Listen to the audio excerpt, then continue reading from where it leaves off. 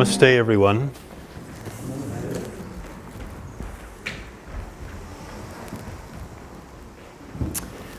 I was reading an article, and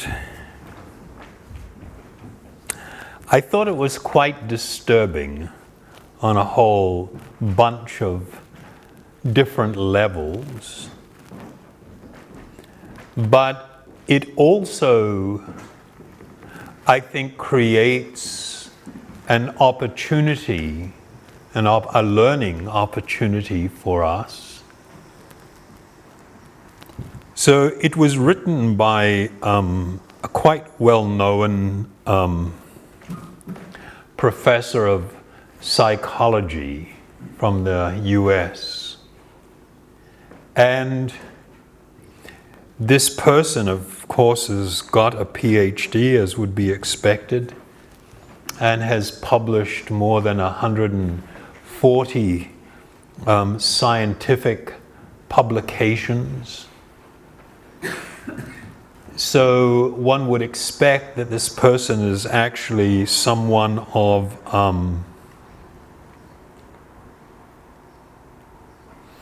some repute. The subject was related to happiness, and of course, in this day and age, social media and these little guys, not so smartphones.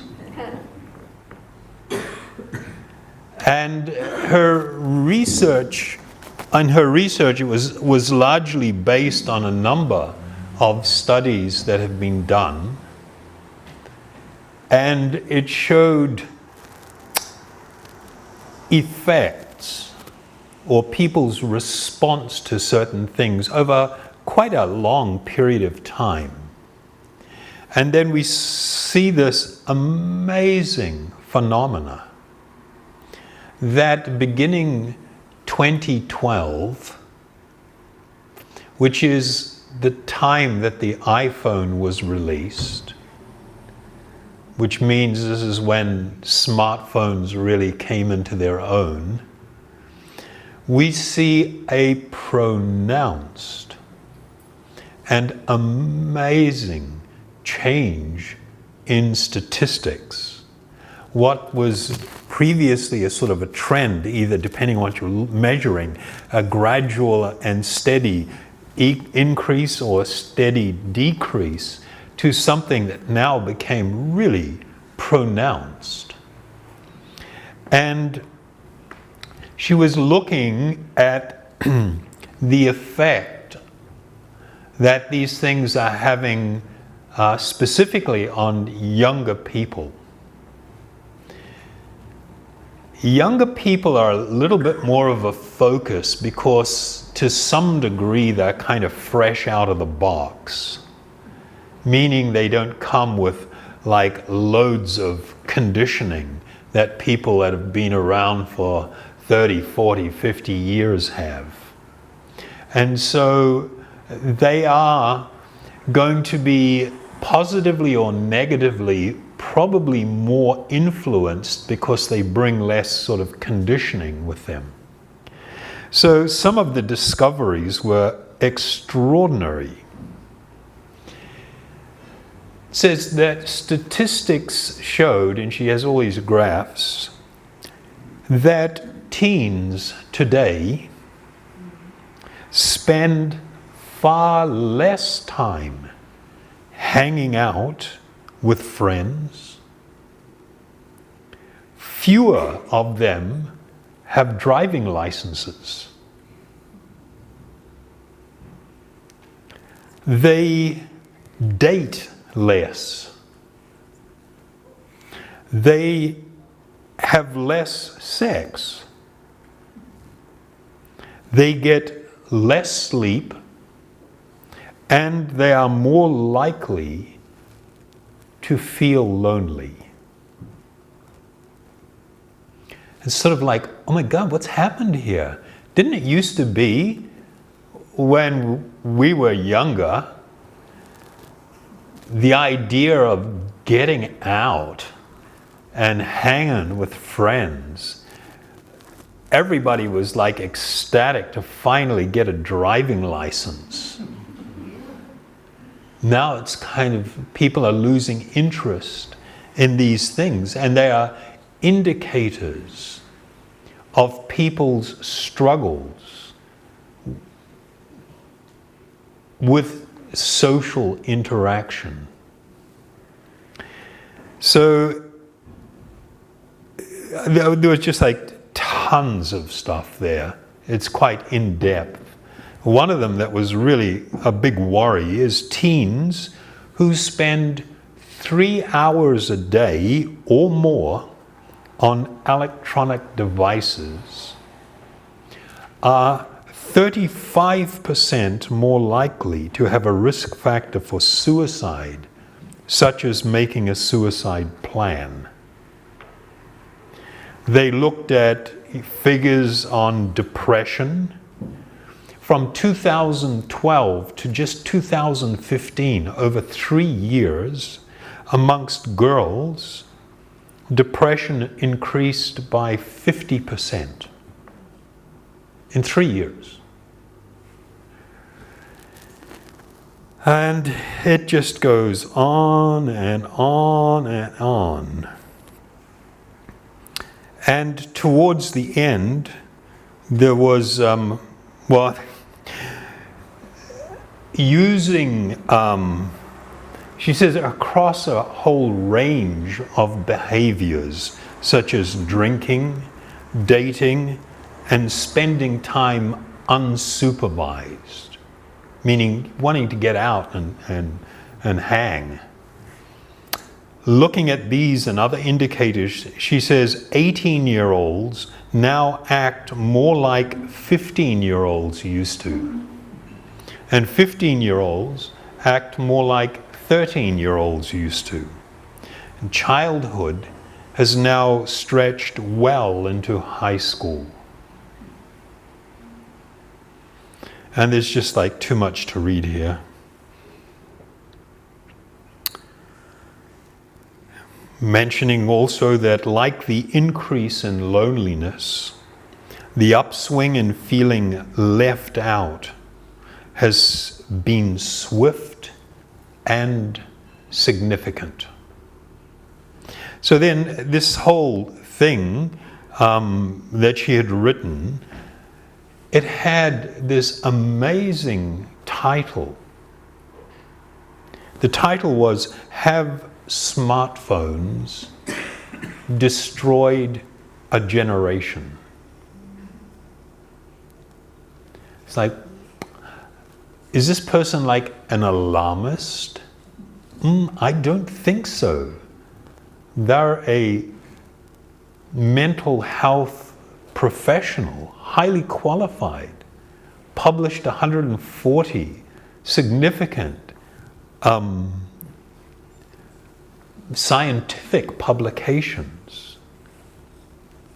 So for someone to be making such a statement, it's kind of like, okay, maybe there's something really significant going on here.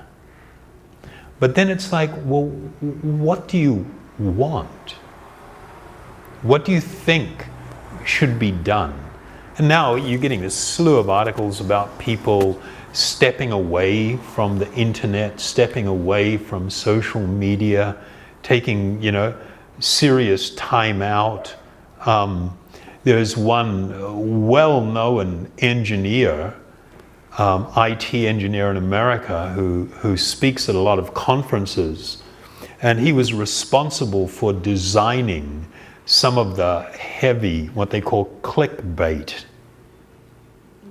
I mean, what's happened, we've wandered into this realm where people, more than ever before, are really delving deeply into human psychology and looking for the buttons, looking for the things to force people to act in a certain way.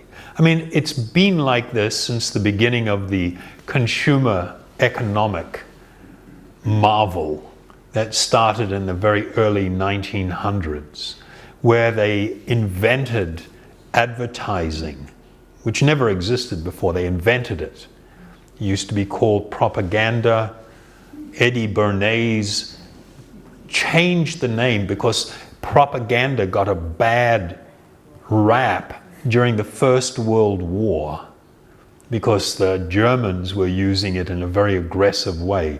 So he felt there was a need to come up with a more benign term. And the term he came up with, he coined it, was public relations. So just for your information, public relations replaced the term that was commonly used called propaganda. But and then there was this whole development of the use of this new science, psychology, and how to use it to get people to do things, basically buy stuff. We want your money, and we're going to figure out a way how to wrestle it off you. And it'll be so cool, you will willingly do it. You will be happy to do it. You will celebrate giving me your money. It's like, what? This is what has happened. But we've been on this slippery slope for quite a long time. But just in the last few years, since about 2012, there is this accelerated climb into this abyss where people have just really, I mean, they charge $1,700 per head if you want to go and sit in a seminar in Silicon Valley, and these things are packed, where someone is going to teach you the actual art of manipulation, of how to design buttons, how to shape experiences, so that when you become attracted and excited, you feel compelled to click on that, and when you click on it, it will give you a momentary high, and then it will lead you to a feeling of being unfulfilled or let down.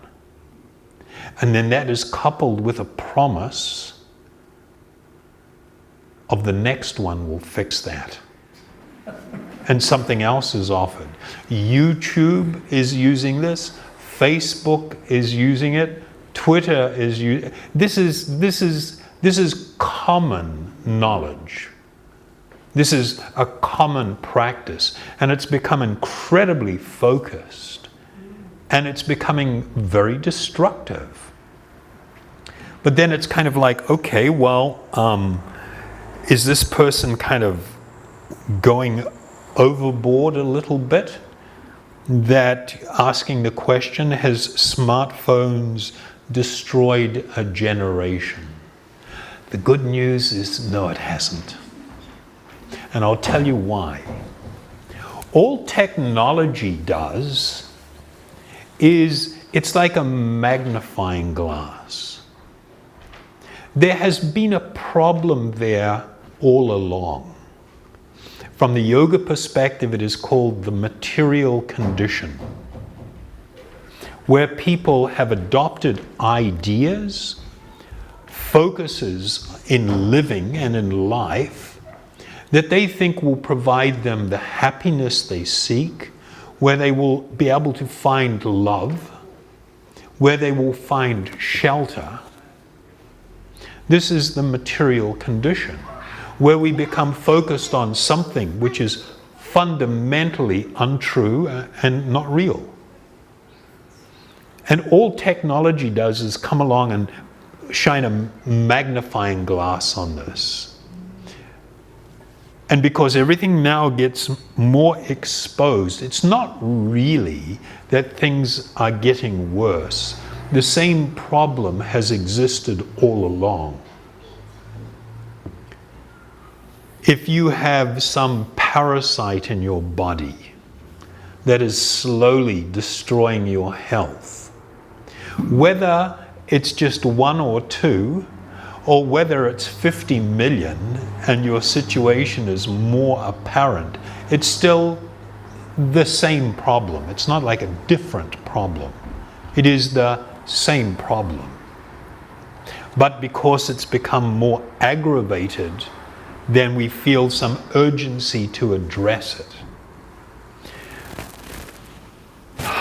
The yoga process and system, meditation more specifically, and kirtan meditation, the meditation upon spiritual or transcendental sound, actually provides an opportunity not to escape, but an opportunity to see with clarity, and the opportunity for a genuine spiritual experience which we have been desiring all along.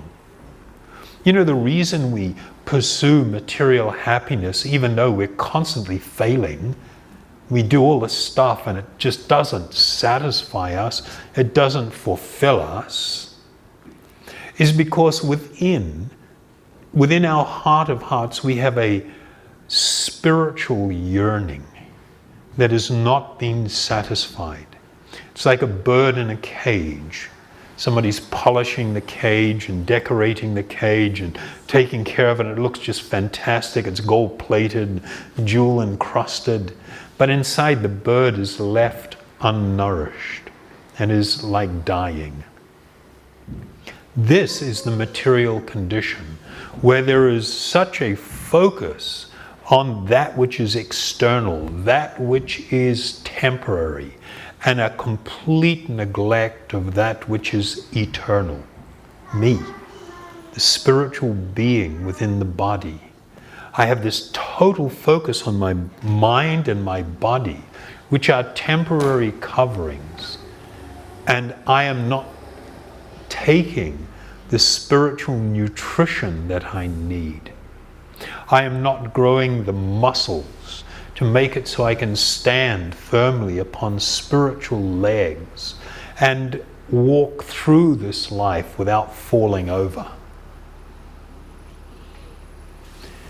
So it's not really possible to overemphasize the need for real spiritual solutions to what are actually spiritual problems. If we simply seek so-called material solutions to these deep problems that are spiritually founded, we will fail. E.F. Schumacher, a British economist, after traveling to Burma in the 60s, his whole life transformed. He was stunned when he encountered Buddhists and watched how they lived, and this whole new approach to life for him, which made it so he had to start rethinking everything. And he said that people have wrongly assumed that the introduction of technology into the workplace, into our lives, is going to make things better. Our fundamental problem is that we lack wisdom. And the introduction of technology simply magnifies or accelerates that which is fundamentally ignorant and increases our suffering. Wisdom is defined by how you see the world, how you see others, and how you see yourself. If your vision of this world, your vision of others, the vision of yourself is spiritual in nature and founded, then all of your actions in life will be wise.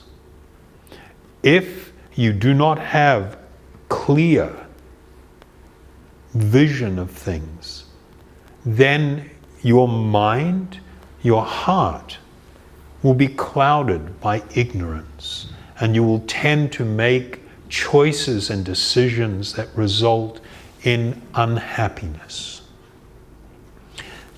The most powerful means for bringing about this transformation in how we see things, the most powerful thing that we can do to bring about realization and actual enlightenment is this process of meditation upon this spiritual sound or transcendental sound. Okay? So we'll participate in the solution. Don't worry, things are not really getting worse. It's just becoming more apparent. The disease was already there, and it's been there since time immemorial. So don't panic, and don't think the solution is to go back to the way the things were in the 1950s or 1960s or 19... No, that's not the solution. No.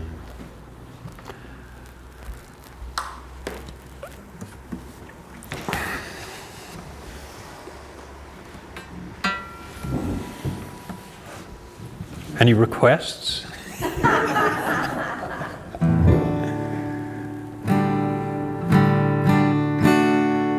I'll use the mantra Om Hari Om.